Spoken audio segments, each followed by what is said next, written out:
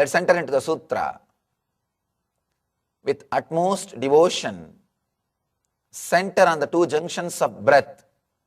Know the knower.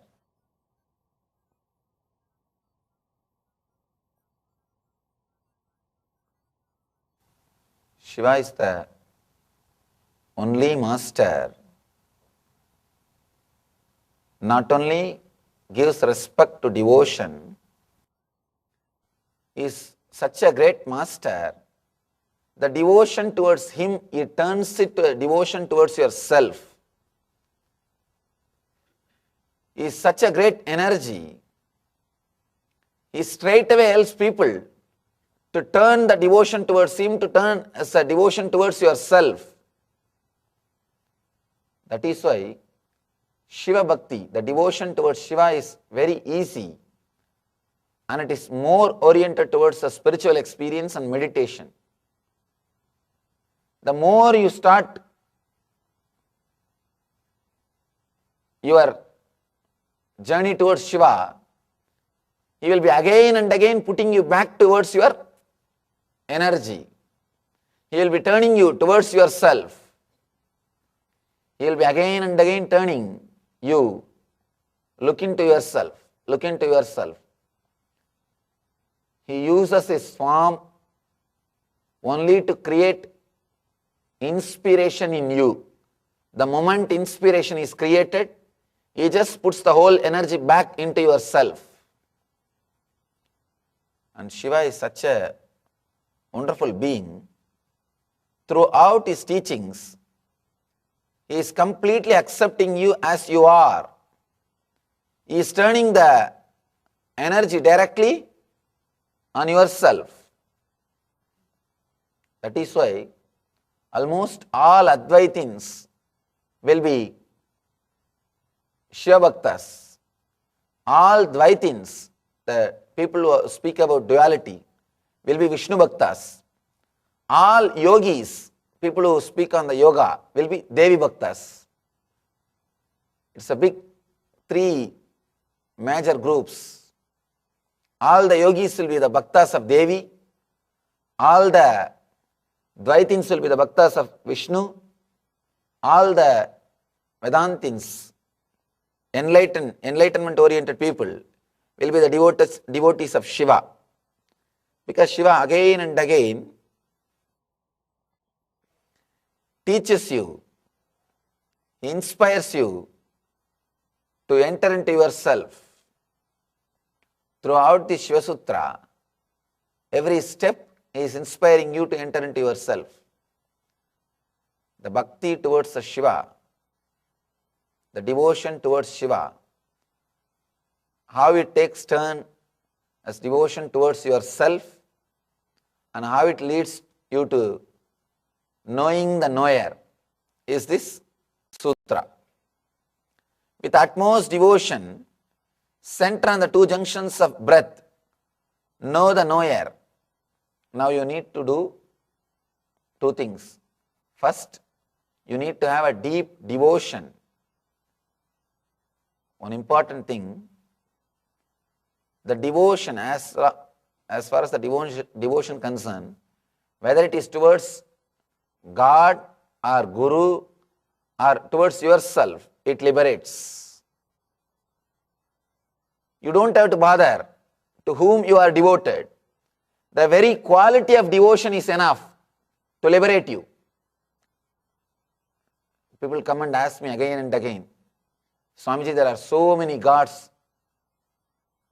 So many God problems also solved practically now. The real problem in the modern day is so many gurus. So many gurus. What to do, Swamiji? How to choose? How to know whether somebody is enlightened or not? I tell them, never bother about that. There is no scale to measure whether somebody is enlightened or not. Because only an enlightened person can recognize another unenlightened being. Whatever scale you may have, it can't be foolproof or completely truthful. Only one way you have. if you feel connected to Him, if you feel really your heart is vibrating with Him, if you feel that you are in tune with Him, then even if He is not enlightened, don't bother, just go behind Him. Even if He is not enlightened, you will become enlightened. Be very clear. Even if He is not enlightened, you will become enlightened. If your heart is not feeling comfortable, if your being is not in tune with Him, even if He is enlightened, He can't help you. Forget about Him. It is all about your heart. It is all about your being. If you feel connected to Him, don't bother, just jump, fall, just drop. Even if He is not enlightened, you will become enlightened. Because your very devotion, your very surrender has got quality to liberate you. That very devotion, please be very clear, the sutra does not say with Shiva Bhakti, no. With utmost devotion, with pure devotion. It doesn't say you should be devoted only to Shiva. It doesn't say you should be devoted only to Krishna. It doesn't say you should be only devoted to Rama. It doesn't bother you should be only devoted to Devi. No. He says with utmost devotion. And the next statement, next word, is turning the whole devotion towards yourself. First, you need to have devotion. Next, turning the whole devotion towards yourself is beautifully taking us step by step into the enlightenment experience. With utmost devotion,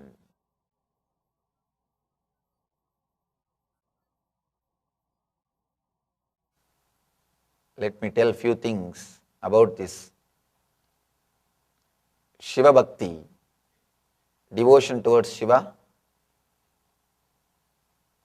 and how we can use that Shiva Bhakti, the devotion, as a jumping pad to the ultimate divine. As I was telling you this one example, even if the Guru is not enlightened, your very devotion can liberate you. Your very devotion can take you beyond everything. Because it is devotion, it is a quality of devotion that liberates. Not even the person to whom you are devoted. You can see Sri Ramakrishna. Literally he was devoted to a stone. To the stone. He was devoted to a stone. He has got a strong faith and devotion that it is Kali, it is Devi, it is Divine Mother. Even if it is a stone, when you are intensely devoted to it, it liberates you. He was liberated.